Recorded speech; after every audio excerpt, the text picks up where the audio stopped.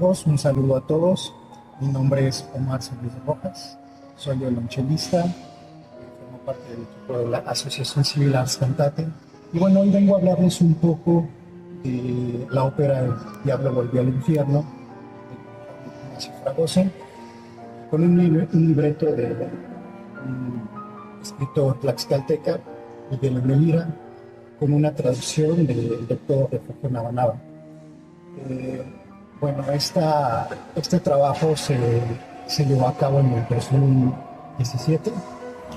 Se presentó en el estado de Tlaxcala y posteriormente, ese mismo año, se presentó en la Universidad de Barcelona. Bueno, yo voy a hablarles un poco sobre la experiencia que tuve, la participación de esta ópera. Para mí fue un poco difícil porque fue la primera vez que participé en una ópera. Entonces, entender a los cantantes, al actor, las respiraciones fue realmente un gran reto para mí. Esta ópera está escrita en lengua náhuatl, entonces lo que hace más difícil su interpretación.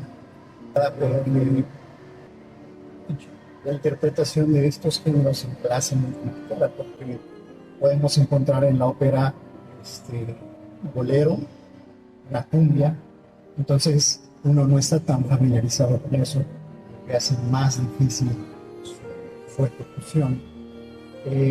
Realmente me llevo una muy buena experiencia porque he logrado entender esa parte del cantante, del actor, y bueno, me llevo un gran aprendizaje. Si ustedes quieren conocer más sobre estos trabajos, los invito a que nos sigan en la próxima cápsula. Saludos a todos.